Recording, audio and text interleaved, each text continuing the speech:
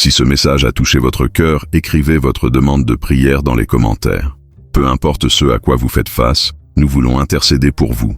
La prière a un pouvoir transformateur, et lorsque nous nous unissons dans la foi, Dieu agit de manière surnaturelle.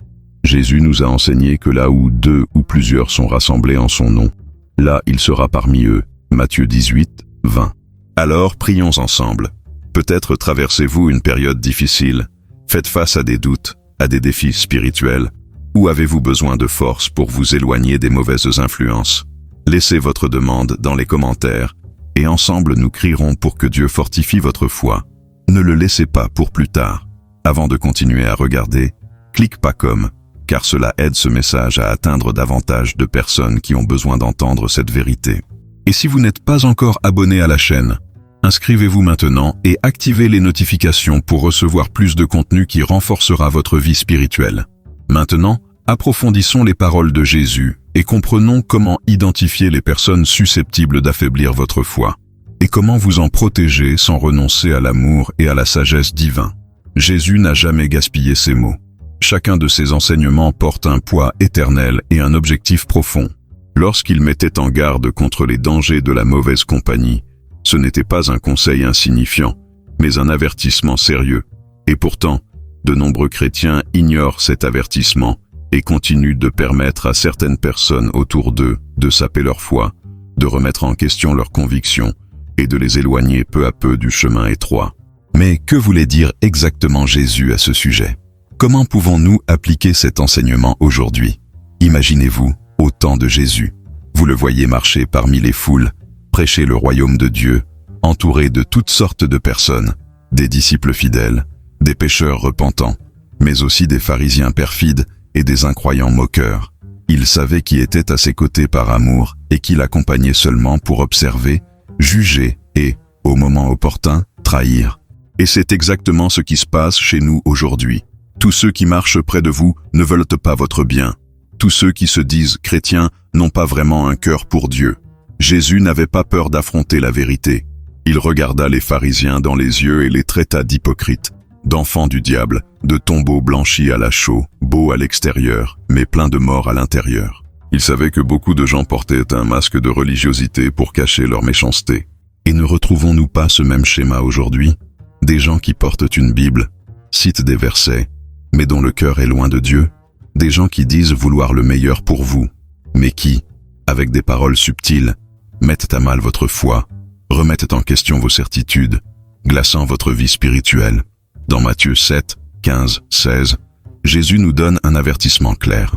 Méfiez-vous des faux prophètes. Ils viennent à vous habiller en moutons, mais à l'intérieur ce sont des loups voraces. Vous les reconnaîtrez à leurs fruits. Le problème est que beaucoup d'entre nous ignorent cet enseignement. On est impressionné par les belles paroles, on se laisse tromper par les apparences et on oublie d'analyser les fruits. Et voici un point important. Les fruits d'une personne ne sont pas ses paroles, mais ses attitudes, son caractère, son influence sur sa vie spirituelle.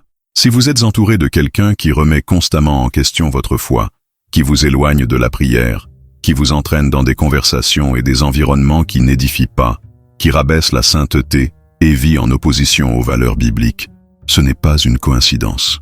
C'est un signe, un avertissement divin indiquant que cette entreprise pourrait compromettre votre voyage spirituel. Jésus savait que toutes les amitiés ne valent pas la peine d'être entretenues.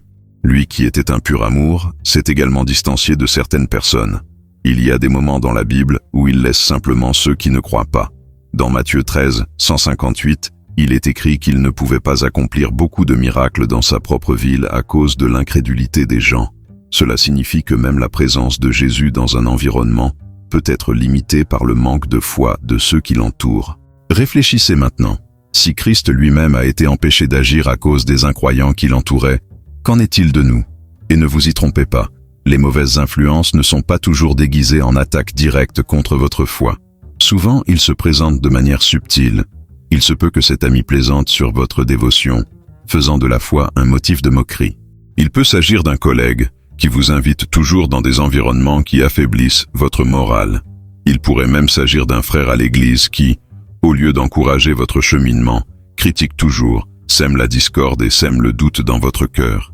Jésus ne nous a jamais dit de haïr ces gens, mais il nous a appris à faire preuve de discernement. L'amour chrétien ne signifie pas permettre à chacun d'avoir un accès illimité à notre cœur. Jésus avait 12 disciples, mais seulement 3 étaient avec lui dans les moments les plus intimes, Pierre, Jacques et Jean. Il parlait aux foules, mais tous n'étaient pas ses véritables disciples. Cela nous enseigne qu'il ne faut pas ouvrir notre vie à n'importe qui. Nous devons choisir soigneusement qui nous entoure, car cela influence directement notre foi. Il ne s'agit pas ici de juger, mais de se protéger. Jésus nous a montré que le chemin de la foi requiert de la sagesse, et qu'une partie de cette sagesse consiste à comprendre que toute compagnie n'est pas bénéfique. Il y a des gens qui, au lieu de nous rapprocher de Dieu, nous éloignent de lui. Parfois, nous ne le remarquons même pas tout de suite, mais les signes sont là. Si votre vie de prière diminue, si votre désir de chercher Dieu se refroidit, si vos convictions se diluent, il se peut que les voix autour de vous vous égarent sans que vous vous en rendiez compte. Jésus était radical dans plusieurs de ses paroles, et l'une d'elles concernait la nécessité de retrancher ce qui nous fait trébucher. Dans Matthieu 18, 8, 9, il dit que si votre main ou votre œil vous fait pécher, il vaut mieux les arracher que de les laisser vous conduire à la perdition. Bien sûr, il ne parlait pas littéralement, mais cela montre la gravité de l'affaire. S'il y a quelque chose ou quelqu'un qui affaiblit votre foi, il vaut mieux s'en aller plutôt que de risquer de perdre votre communion avec Dieu. Et voici une question à laquelle vous devez réfléchir. Quelles sont les personnes qui ont le plus d'influence sur votre vie aujourd'hui? Est-ce qu'ils vous rapprochent de Dieu ou vous éloignent de lui? Jésus nous a laissé cet avertissement parce qu'il savait que le cheminement chrétien ne peut se faire avec des fardeaux inutiles. Il y a des moments où nous devons choisir entre plaire aux gens et plaire à Dieu. Qui as-tu choisi? La mauvaise compagnie corrompt les bonnes coutumes. Cette phrase de Paul dans 1 Corinthiens 15, 33 n'est pas un simple conseil, mais un profond avertissement spirituel. L'apôtre a compris quelque chose que beaucoup ignorent. L'environnement dans lequel nous nous trouvons a un pouvoir sur nous. Les voix que nous entendons chaque jour façonnent nos pensées, nos émotions et finalement, notre foi. Avez-vous déjà pris le temps de réfléchir au nombre de fois qu'une simple conversation a pu changer votre point de vue sur quelque chose? Parfois, une seule phrase pleine de doute suffit à semer une graine d'incertitude. Et quand cette graine n'est pas cueillie rapidement, elle grandit, se propage et peut étouffer tout ce que Dieu a planté dans votre cœur. De nombreux chrétiens sous-estiment le pouvoir des influences qui les entourent. Ils pensent qu'ils peuvent marcher dans n'importe quel environnement, entretenir n'importe quelle amitié, absorber n'importe quel contenu et en sortir spirituellement indemnes. Mais la Bible nous enseigne que cela ne fonctionne pas ainsi. Dès le début, Dieu a demandé à son peuple de faire preuve de discernement quant aux personnes avec lesquelles il s'associe. Il a averti les Israélites de ne pas se mêler aux nations païennes, non pas parce qu'il n'aimait pas ces gens, mais parce qu'il savait que la coexistence avec eux entraînerait la corruption et éloignerait son peuple de la vérité. Et c'est exactement ce qui s'est passé. Les Israélites ont ignoré ses conseils et petit à petit ont commencé à adopter les coutumes de ces nations, à suivre leurs idoles et à abandonner le vrai Dieu. Le résultat fut tragédie après tragédie. Et la même chose ne se produit-elle pas aujourd'hui? Peut-être que vous n'adorez pas littéralement d'autres dieux, mais pensez aux petits compromis que vous avez faits au monde. Pensez aux concessions subtiles qui se sont accumulées au fil du temps. Avant, vous étiez zélé pour votre vie de prière, mais aujourd'hui vous ne voyez plus de problème à laisser passer un jour ou deux sans vous connecter avec Dieu. Avant, vous surveilliez les mots qui sortaient de votre bouche. Mais maintenant, vous vous êtes habitué aux conversations creuses, aux critiques inutiles et même aux murmures. Avant, vous aviez de fermes convictions sur certaines pratiques, mais maintenant, vous n'en êtes plus si sûr car vous avez entendu quelqu'un dire que ça n'a rien à voir avec ça. Avez-vous remarqué comment cela se produit de manière sournoise? Le diable n'a pas besoin que vous reniiez carrément votre foi. Il a juste besoin que vous autorisiez progressivement des fissures dans votre vie spirituelle. De petites concessions, de petites contaminations, de petites influences qui, avec le temps, atténuent l'éclat de votre foi. Et le principal instrument qu'il utilise pour y parvenir est précisément la mauvaise compagnie. Des gens qui, sans que vous vous en rendiez compte, détournent votre esprit et votre cœur de la présence de Dieu. Ils n'ont pas besoin de vous attaquer directement. Ils ont juste besoin de vous faire détourner le regard. Tout ce que vous avez à faire est de vous détourner de ce qui compte vraiment. Jésus nous a enseigné que la bouche parle de ce dont le cœur est plein. Maintenant réfléchissez. Si vous passez trop de temps avec des gens qui ne parlent que d'argent, de potins, de plaisir du monde et jamais de Dieu, quel sera le contenu de votre cœur au bout d'un moment? Et si vous fréquentez des gens qui remettent toujours en question les principes bibliques, qui se moquent de la sainteté, qui voient tout avec incrédulité, comment cela affectera-t-il votre foi? Vous vous sentez peut-être assez fort pour résister, mais la Bible indique clairement que personne n'est à l'abri des influences qui l'entourent. Même Salomon, l'homme le plus sage de l'histoire, s'est détourné de Dieu à cause d'une mauvaise compagnie. Si cela lui est arrivé, pourquoi cela ne vous arriverait-il pas? Et voici quelque chose que beaucoup de gens ne réalisent pas. Les mauvaises compagnies ne sont pas toujours celles des étrangers. Parfois, ils sont à l'intérieur de l'Église, assis à côté de vous en train d'adorer, servant dans le même ministère que vous. Il y a des gens qui utilisent une apparence de piété, mais en pratique leurs paroles et leurs attitudes sont destructrices. Ils vivent pour critiquer, pour semer la discorde, pour semer le doute et la confusion parmi leurs frères. Et ces influences sont encore plus dangereuses parce qu'elles sont déguisées. On ne s'en rend pas compte tout de suite. Mais, petit à petit, il commence à sentir son cœur lourd, son esprit rempli de questions qui n'existaient pas auparavant. Vous commencez à regarder les choses de Dieu avec moins d'enthousiasme. La flamme qui brûlait commence à s'éteindre, et on ne sait même pas exactement comment cela s'est produit. Paul n'a pas dit que les mauvaises compagnies peuvent corrompre les bonnes mœurs. Il a dit qu'ils corrompent. Cela signifie que ce processus est inévitable. Si vous fréquentez constamment des gens qui ne partagent pas votre foi, qui méprisent de la sainteté, qui n'ont aucun engagement envers Dieu, vous ne pourrez pas en sortir indemne. La seule façon de préserver votre foi est d'être intentionnel quant aux personnes avec lesquelles vous vous associez. Cela ne signifie pas que vous devez rejeter ou maltraiter les gens, mais cela signifie que vous devez comprendre que votre foi est trop précieuse pour être mise en danger par des amitiés destructrices. Maintenant, regardez votre vie et réfléchissez. Quelles sont les personnes qui ont le plus d'influence sur vous aujourd'hui? Vos habitudes, vos paroles, vos attitudes, reflètent-elles ce que Dieu veut pour votre vie? Ou reflètent-elles les mauvaises influences que vous avez laissées approcher? Si ce mot vous semble logique, commentez ci-dessous. Je choisis de protéger ma foi. Cela renforcera votre engagement et encouragera également les autres à prendre cette décision. Les gens qui nous éloignent de Dieu ne le font pas toujours ouvertement et déclarément. Le vrai danger réside dans les influences subtiles, dans celles qui s'infiltrent sans tambour ni trompette dans nos vies, qui ne semblent pas menaçantes à première vue, mais qui, petit à petit, érodent de notre foi. Ce sont des paroles apparemment inoffensives, des blagues qui dévalorisent votre croyance, des gestes qui sèment le doute et l'incrédulité dans votre cœur. Et au moment où vous vous y attendez le moins, quelque chose en vous a déjà changé. Vous ne priez plus aussi souvent.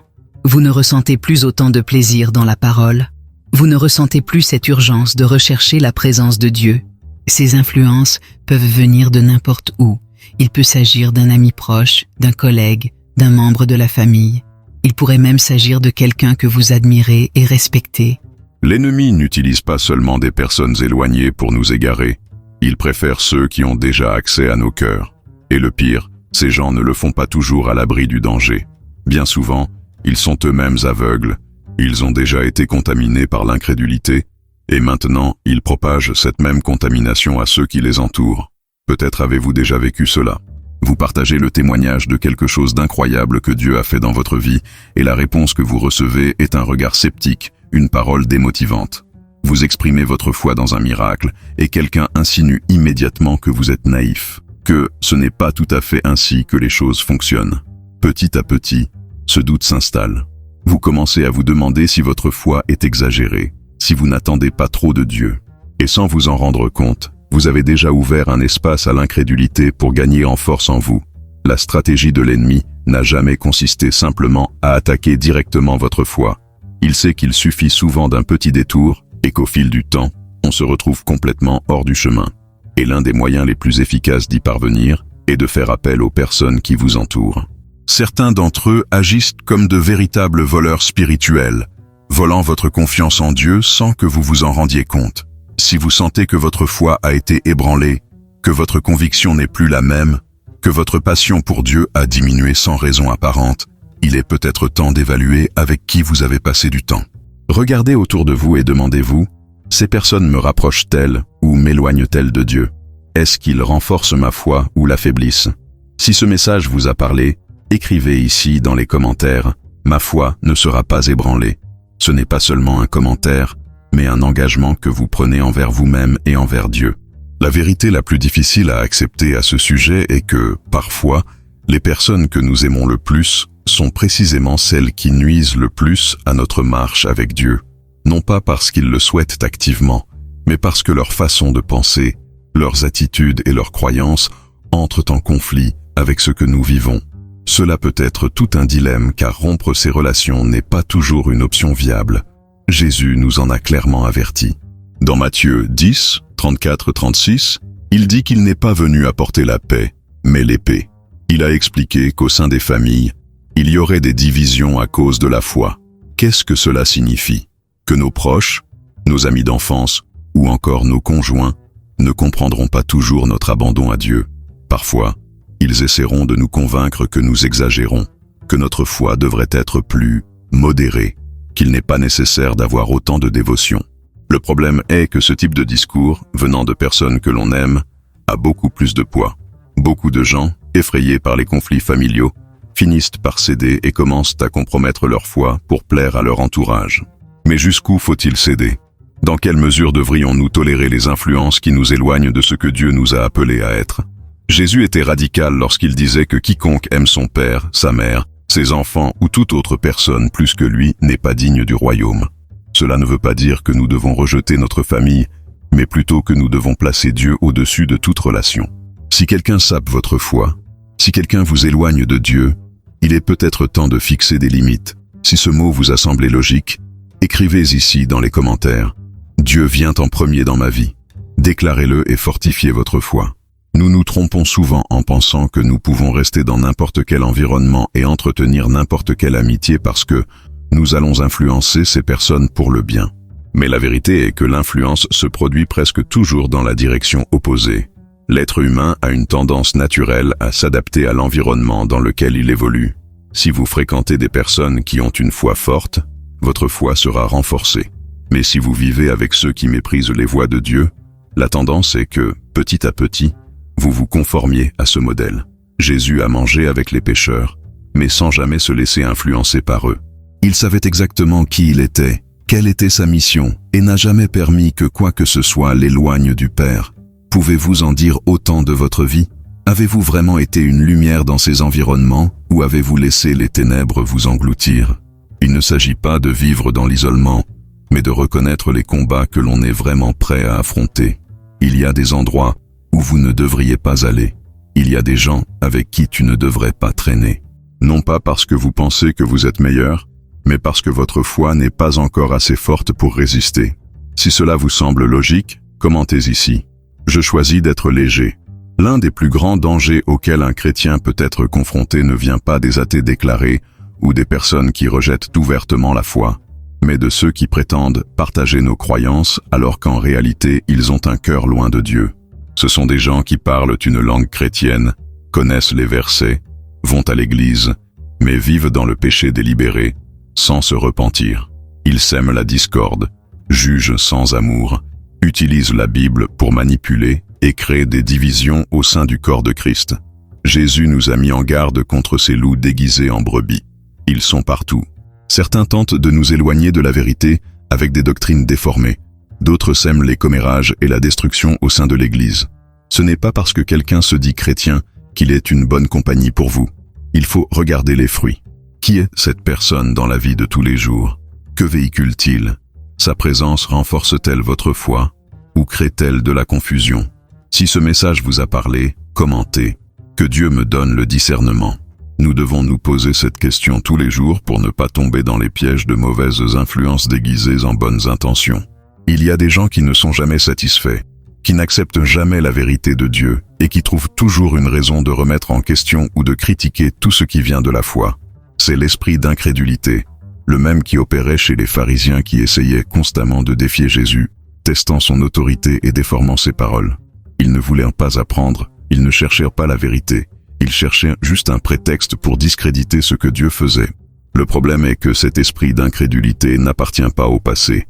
Il est encore présent aujourd'hui, déguisé en remise en question saine, en scepticisme intelligent et même en opinion rationnelle. Ce sont des gens qui ne croient jamais au miracle, qui traitent la foi comme une faiblesse et qui essaient toujours d'apporter un argument logique pour défaire ce que Dieu a déjà mis en évidence. Le danger réside dans le fait qu'il s'agit souvent de personnes proches de nous. Ils ne diront pas carrément qu'ils veulent détruire votre foi, mais leurs paroles ont un poids destructeur, une graine de doute qui peut grandir sans que vous vous en rendiez compte. Si vous avez déjà senti que votre foi s'affaiblit après avoir parlé à quelqu'un, que votre cœur est rempli de questions qui n'existaient pas auparavant, cela pourrait être un signe. L'environnement où règne l'incrédulité étouffe la manifestation de la puissance de Dieu. C'est précisément pour cela que Jésus, en arrivant à Nazareth, n'a pas fait beaucoup de miracles. L'incrédulité du peuple a empêché l'opération divine. Réfléchissez maintenant. Si le manque de foi a bloqué l'action de Jésus, que peut-il faire dans votre vie? De nombreux chrétiens ne réalisent pas qu'ils sont entourés d'un environnement d'incrédulité. Si tout le monde autour de vous considère votre foi comme quelque chose de hors de propos ou de dépassé, cela aura inévitablement un impact sur vous. La seule façon d'empêcher que votre foi soit contaminée est de protéger votre esprit et votre cœur. Si ce mot vous a parlé, écrivez dans les commentaires « Ma foi est ferme en Dieu ». C'est plus qu'un commentaire, c'est une déclaration spirituelle. Les mots ont un pouvoir invisible mais extrêmement réel. Dieu lui-même a créé le monde à travers des mots. Et il nous montre à plusieurs reprises que ce que nous disons façonne notre réalité. Proverbe 18, 21 dit que la vie et la mort sont au pouvoir de la langue.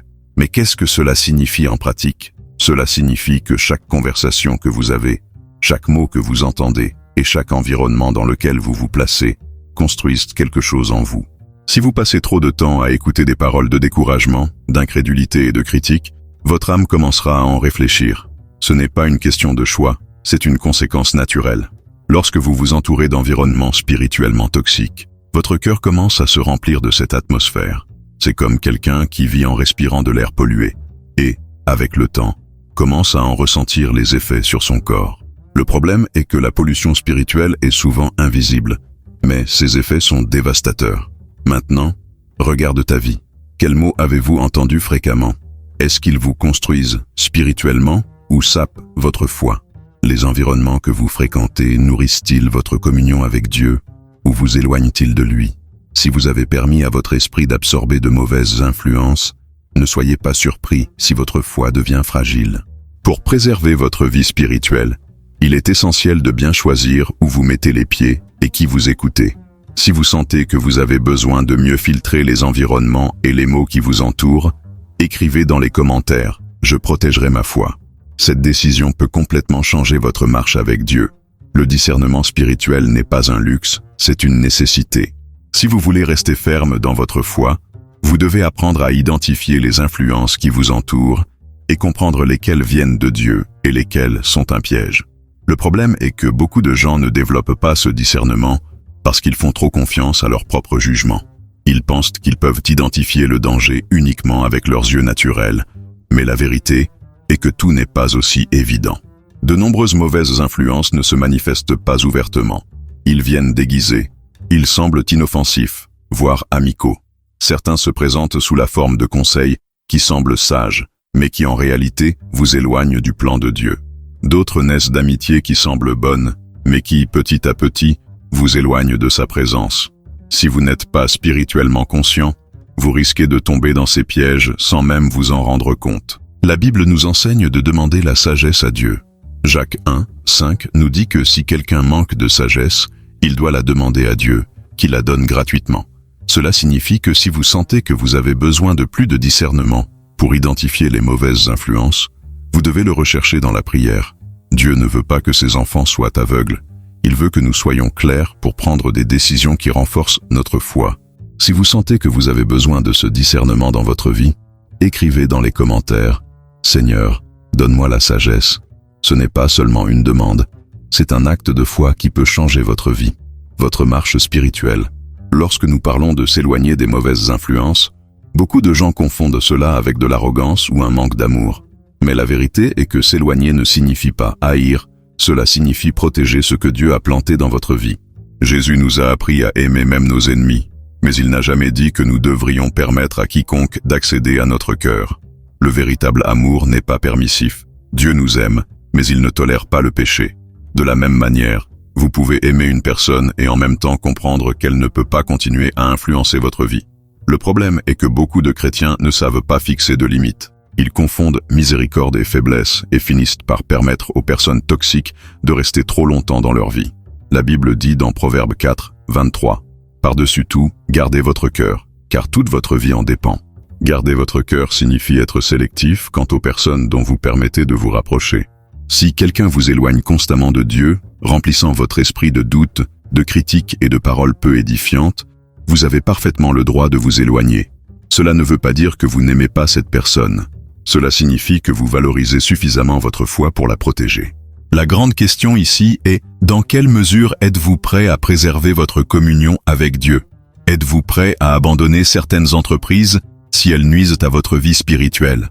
Avez-vous le courage de dire non aux environnements qui contaminent votre foi? Ce sont des questions difficiles, mais absolument nécessaires. Si ce mot vous a parlé, écrivez dans les commentaires « Je choisis de garder mon cœur ». Ce n'est pas seulement un commentaire, c'est une décision qui peut transformer votre marche avec Dieu. La prière est l'arme la plus puissante dont nous disposons, mais nous sous-estimons souvent son impact sur nos relations. Lorsque nous réalisons que quelqu'un sape notre foi, la réaction naturelle peut être de s'en aller immédiatement, de retirer cette personne de notre vie et de passer à autre chose. Dans certains cas, cela est effectivement nécessaire, mais dans d'autres, Dieu peut nous appeler à intercéder. Souvent, ces personnes qui nous influencent négativement ne le font pas par méchanceté, mais parce qu'elles sont elles-mêmes spirituellement perdues, ayant besoin de la grâce et de la puissance de Dieu pour être transformées. Combien de fois Jésus a-t-il rencontré des personnes complètement déviantes du dessein divin et, au lieu de les repousser, il a prié pour eux? Pierre, l'un de ses plus proches disciples, l'a renié à 3 reprises, démontrant ainsi la faiblesse de sa foi. Mais Jésus ne l'a pas abandonné. Au contraire, avant même que le déni ait lieu, il a dit « Simon, Simon, Satan t'a demandé de les tamiser comme le blé, mais j'ai prié pour vous, afin que votre foi ne défaille pas. » Luc 22, 31-32. Jésus savait que Pierre tomberait. Il savait que sa foi serait ébranlée, mais il ne l'a pas simplement rejeté. Il a intercédé. Et parce que Jésus a prié, Pierre a été restauré et est devenu l'un des plus grands prédicateurs de l'Évangile. Cela nous enseigne quelque chose de puissant.